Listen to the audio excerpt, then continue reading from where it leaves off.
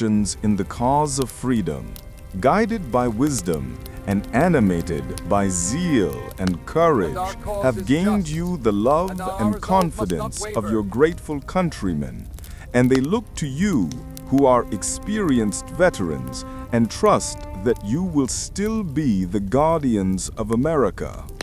As I have the honor to be an American and one among the free millions who are defended by your valor, I would pay the tribute of thanks and express my gratitude while I solicit you to continue in your present honorable and important station. I doubt not America will always find enough of her sons ready to flock to her standard and support her freedom. But experience proves that experienced soldiers are more capable of performing the duties of the camp and better qualified to face the enemy than others. And therefore, every friend of America will be desirous that most of the gentlemen who compose the present army may continue in the service of their country until liberty, peace, and safety are established. Although your private concerns may call for your assistance at home, yet the voice of your country is still louder, and it is painful to heroic minds to quit the field when liberty calls, and the voice of injured millions cries, "To arms, to arms." Never was a cause more important or glorious than that which you are engaged in. Not only your wives, your children, and distant posterity, but humanity at large, the world of mankind, are interested in it. For if tyranny should prevail in this great country, we may expect liberty will expire throughout the world. Therefore, more human glory and happiness may depend upon your exertions than ever yet depended upon any of the sons of men. He that is a soldier in defense of such a cause needs no title. His post is a post of honor, and although not an emperor, yet he shall wear a crown of glory, and blessed will be his memory. The savage and brutal barbarity of our enemies in burning Falmouth is a full demonstration that there is not the least remains of virtue, wisdom, or humanity in the British court, and that they are fully determined with fire and sword to butcher and destroy, beggar and enslave the whole American people. Therefore, we expect soon to break off all kind of connection with Britain and form into a grand republic of the American United Colonies, which will, by the blessing of heaven, soon work out our salvation and perpetuate the liberties, increase the wealth, the power, and the glory of this Western world. Notwithstanding the many difficulties we have to encounter and the rage of our merciless enemies, we have a glorious prospect before us, big with everything good and great. The further we enter into the field of independence, our prospects will expand and brighten, and a complete republic will soon complete our happiness. But re-enlistments were alarmingly few. Of 11 regiments, or roughly 10,000 men, fewer than 1,000 had agreed to stay. Some stimulus besides love of country must be found to make men want to serve, Washington advised Congress. Paying the troops a few months in advance might help, he wrote, but again, he had no money at hand. By late November, he could report that only 2,540 of his army had re-enlisted. Our situation is truly alarming, and of this General Ho is well apprised.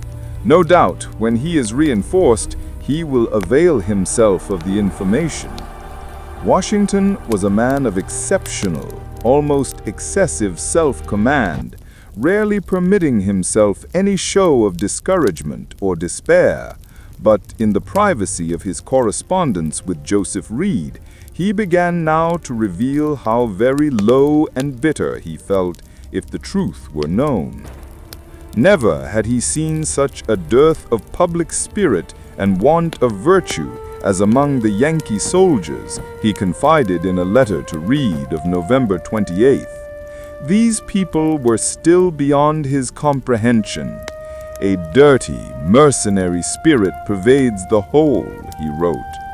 Could I have foreseen what I have and am like to experience, no consideration upon earth should have induced me to accept this command. For 6 long months there had been hardly a shred of good news, no single event to lift the spirits of the army, no sign to suggest better days might lie ahead. The next day, amazingly, came glad tidings. A privateer, the schooner Lee, under the command of Captain John Manley, had captured an enemy supply ship, the brig Nancy, off Cape Ann, north of Boston. The ship was loaded with military treasure, a supply of war material such as Congress could not be expected to provide for months to come, including 2,500 stands of arms, cannon, mortars, flints, some 40 tons of shot, and 2,000 bayonets, nearly everything needed but powder. The Lee was one of the first of several armed schooners Washington had sent out to prey on enemy shipping. It was a first triumph for his new Navy, and John Manley a first hero. It was an instance of divine favor, for nothing surely ever came more apropos, Washington wrote immediately to Joseph Reed.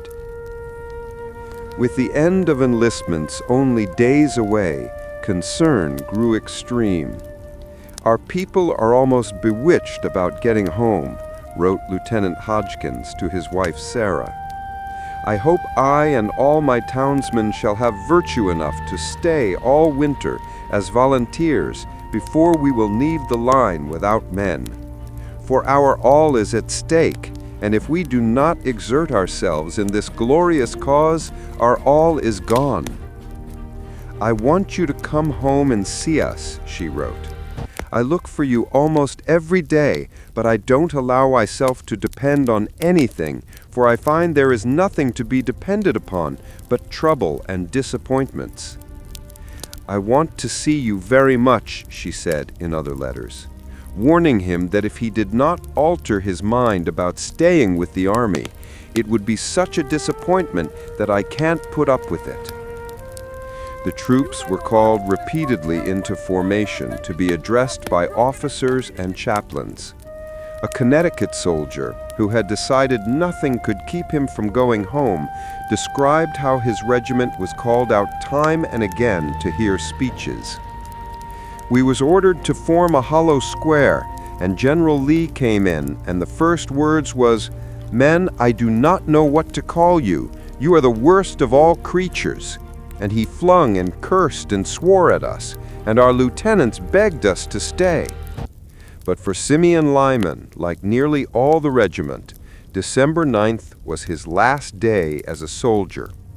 On Sunday, December 10th, he wrote, "In the morning we was ordered to parade before the general's door, and we was counted off and dismissed, and we went to the lieutenant, and he gave us a dram, and then we marched off."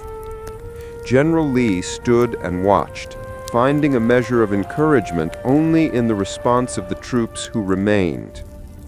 Some of the Connecticutians who were homesick could not be prevailed on to tarry, which means, in the New England dialect, to serve any longer. They accordingly marched off bag and baggage, but in passing through the lines of the regiments, they were horribly hissed at, groaned at, and pelted, that I believed their aunts, grandmothers, and even sweethearts, to whom the days before they were so much attached, were at the devil's own palace. Washington pleaded with Congress and the provincial governments to send more men with all possible speed. And new recruits did continue to arrive, though only in dribs and drabs. There was still no news from the expedition to Quebec and no word from Colonel Knox. When General Schuyler at Albany wrote to bemoan his tribulations, Washington responded, "Let me ask you, sir, when is the time for brave men to exert themselves in the cause of liberty and their country, if this is not it?"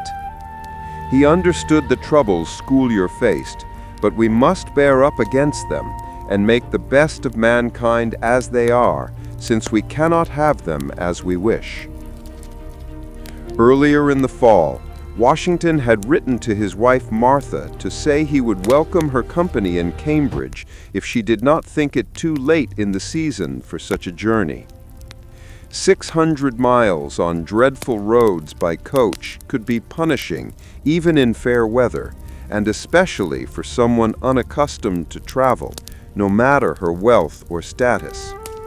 On December 11th, after more than a month on the road, Martha Washington arrived accompanied by her son John Custis, his wife Eleanor, George Lewis, who was a nephew of Washington, and Elizabeth Gates, the English wife of General Gates. Joseph Reed, who had looked after the general's ladies during their stop in Philadelphia, offered the thought, after seeing them on their way, that they would not be a bad supply in a country where wood is scarce. Sarah Mifflin, the wife of Colonel Thomas Mifflin, a young aide-de-camp, also arrived. The handsome colonel belonged to one of Philadelphia's most prominent families, and with his beautiful, stylish wife, added a distinct touch of glamour to Washington's circle, while Elizabeth Gates caused something of a sensation, going about Cambridge in a mannish English riding habit. Martha Washington, who had never been so far from home or in the midst of war, wrote to a friend in Virginia that the boom of cannon seemed to surprise no one but her. "I confess I shudder every time I hear the sound of a gun. To me that never see anything of war, the preparations are very terrible indeed, but I endeavor to keep my fears to myself as well as I can." In the meantime, after much debate, the Congress at Philadelphia had passed a directive to Washington to destroy the enemy forces in Boston, even if the town must be burnt. John Hancock, whose stone mansion on Beacon Hill overlooking the Common was one of the prominent features on the skyline, had spoken heartily for the measure. Work on fortifications continued without let-up, and despite freezing winds and snow, the work improved. Washington kept moving the lines nearer and nearer the enemy. A newly completed bastion at Cobble Hill, below Prospect Hill and fully a half-mile nearer to Boston, was described in the Providence Gazette as the most perfect piece of fortification that the American Army has constructed during this campaign.